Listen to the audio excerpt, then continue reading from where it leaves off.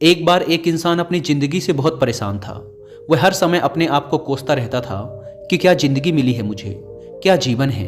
हर परेशानी मेरे साथ ही है, हर दुख मुझे ही आकर घेरता है, हर झंझट मेरे ही सर पड़ती है। एक दिन इसी तरह अपने आप को बैठा हुआ कोस रहा था कि क्या नसीब है मेरा, क्या किस्मत है मेरी, क्या जिंदगी है मेरी, कि तभी अचानक एक बाज अपने शिकार को पंजों में दबाए हुए एक पेड़ पर आकर बैठ जाता है और वहीं पर अपने उस शिकार को खाने लग जाता है। यह परेशान आदमी जब उस बाज को देखता है तो कहने लगता है कि क्या जिंदगी है इसकी, क्या जीवन जी रहा है मजे का। ना इसे खाने की चिंता, ना पीने की, ना पहनने की और ना ही परिवार की। शिकार करता है और मस्त खुली हवाओं में कभी इधर घूमता है, कभी उधर घूमता है, सारे दिन आसमान में उड़ता रहता है। असल जिंदगी तो यही है, जीवन तो ये जी रहा है। और फिर वो आसमान की तरफ देखकर जोर जोर से चिल्लाता है कि काश मैं भी एक बाज होता तो मुझे भी कोई दुख ना होता, मुझे भी कोई परेशानी ना होती, काश मैं भी एक बाज होता। जब वह 2 से 3 बार जोर जोर से चिल्लाता है कि काश मैं भी एक बाज होता तो मुझे भी कोई दुख ना होता, मुझे भी कोई परेशानी ना होती, तो अचानक आसमान में बिजली कड़कने लग जाती है और आसमान से आवाज़ आती है कि हे इंसान, क्या ये हमने सच सुना कि तू हमारी दी हुई जिंदगी से परेशान है और तू एक बाज बनना चाहता है। तो इस आकाशवाणी को सुनकर यह इंसान हैरान रह जाता है और आसमान की तरफ देखकर कहता है कि हाँ, मैं सच में अपनी इस जिंदगी से बहुत परेशान हूँ, क्योंकि हर परेशानी मेरे साथ ही है, हर दुख मुझे ही है, हर तकलीफ मेरे ही साथ है। तो आसमान से फिर आवाज़ आती है कि हे इंसान, एक बार फिर सोच ले, हमने तुझे बड़ी प्यारी जिंदगी दी है, लेकिन अगर फिर भी तू चाहता है कि हम तुझे बाज बना दें तो हम तुझे बाज बना देंगे। लेकिन अगर एक बार हमने तुझे बाज बना दिया तो फिर हम तुझे बाज से इंसान दोबारा नहीं बनाएंगे। तो यह आदमी तुरंत जवाब देता है कि मैंने अच्छी तरह से सोच लिया है कि मुझे बाज ही बनना है, और एक बार बाज बनने के बाद मैं दोबारा कभी नहीं कहूँगा कि मुझे इंसान बनना है। तभी ऊपर से आवाज़ आती है कि जैसी तुम्हारी इच्छा, और वह इंसान बाज बन जाता है। बाज बनते ही वह इंसान खुली हवाओं में उड़ने लगता है, कभी उड़ता हुआ इधर चला जाता है, कभी उड़ता हुआ उधर चला जाता है और सोचता है क्या मज़े की ज़िंदगी है। असल ज़िंदगी तो यही है, ना कोई चिंता, ना कोई परेशानी, ना कोई डर। वह सारा दिन ऊंचे आसमान में उड़ता रहता है, 2-3 मिनट पंख मारता है, उसके बाद पंख मारना बंद कर देता है और लंबे समय तक हवाओं में तैरता रहता है।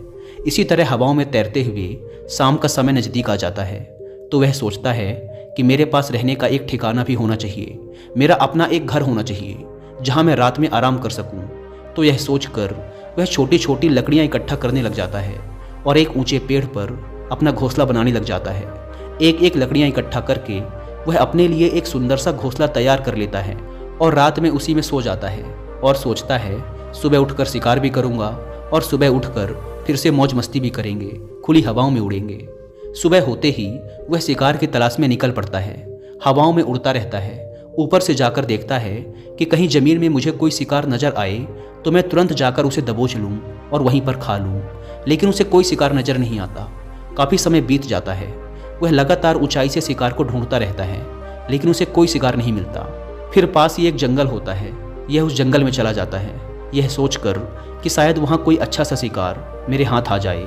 यह जंगल के ऊपर उड़कर शिकार को ढूंढता रहता है, जंगल के अंदर जाकर भी शिकार को ढूंढता है, लेकिन इसे वहाँ भी कोई शिकार नहीं मिलता। शाम का समय नज़दीक आ जाता है तो मायूस होकर वापस अपने घोंसले की तरफ लौट रहा होता है कि रास्ते पर थक कर एक पेड़ के ऊपर बैठ जाता है। जब यह उस पेड़ के ऊपर बैठा होता है तो उसकी नज़र एक बीमार चिड़िया पर पड़ती है जो कि घायल अवस्था में होती है। यह तुरंत जाकर उसे दबोच लेता है, उसके पंख निकालकर अलग कर देता है और उसे खा जाता है। उस चिड़िया को खाने के बाद वह अपने घोंसले की तरफ उड़ जाता है और रास्ते में सोचता है कि चलो बीमार चिड़िया ही सही, लेकिन कुछ तो खाने को मिला। वह अपने घोंसले पर पहुंचकर आराम करने लगता है और सोचता है सुबह एक अच्छा सा शिकार पकड़ूंगा और अपनी भूख मिटा लूंगा। जैसे ही सुबह का प्रकाश होता है यह निकल पड़ता है अपने शिकार की तलाश में। हवा में उड़ता रहता है, लेकिन आज फिर कोई शिकार इसके हाथ नहीं आता। काफ़ी समय बीत जाता है, यह ऊंचाइयों पर जाकर अपनी तेज नज़रों से शिकार को ढूंढने की पूरी कोशिश करता है, लेकिन इसे कोई भी शिकार नज़र नहीं आता। फिर यह पास के उस जंगल की तरफ चला जाता है, लेकिन इसे वहाँ भी कोई शिकार नहीं मिलता। इसी प्रकार पूरे दिन उड़ते उड़ते शाम का समय नज़दीक आ जाता है तो यह निराश होकर वापस लौटने लगता है और रास्ते में एक पेड़ पर आकर बैठ जाता है। सोचता है शायद आज फिर कोई बीमार चिड़िया मेरा इंतजार कर रही हो। लेकिन हर बार किस्मत मेहरबान थोड़ी होती है। आज इसे कोई बीमार चिड़िया नहीं मिलती। यह थक हार कर वापस अपने घोंसले की तरफ चल पड़ता है और घोंसले पर पहुंचकर भूखा प्यासा ही सो जाता है और सोचता है कल सुबह एक बड़ा सा शिकार पकड़ूंगा और आज की भूख भी मिटा लूंगा। रात को अपने घोंसले में सोया होता है, गहरी नींद में होता है कि तभी एक भयानक तूफान आता है। इस तूफान की हवा इतनी तेज होती है कि इसके घोंसले को उड़ाकर एक जगह फेंकती है और इसे कहीं दूर दूसरी जगह फेंकती है। तो ये जहाँ पर गिरता है वहाँ नीचे एक नोकदार लकड़ी पड़ी होती है जो इसके पंजे में गड़ जाती है और इसे बुरी तरह घायल कर देती है। तूफान के रुकने के बाद बारिश शुरू हो जाती है। तेज बारिश होती रहती है पर यह किसी तरह से पेड़ों के नीचे छुपकर बैठा रहता है। बड़ी मुश्किल से इसकी रात कटती है। जब सुबह होती है तो बारिश रुक जाती है। बारिश के रुकते ही चारों तरफ खुशियाँ छा जाती हैं, चारों तरफ हरियाली छा जाती है। नदियाँ और झरने तेजी से बहने लगते हैं। सब कुछ फिर पहले के जैसा हो जाता है। लेकिन ये बाज अब पहले के जैसा नहीं रहा। इसका पाँव बुरी तरह घायल हो चुका है। इसके पंजे में जो लकड़ी लगी थी उसकी वजह से इसका पंजा बुरी तरह छत बिछत हो गया है।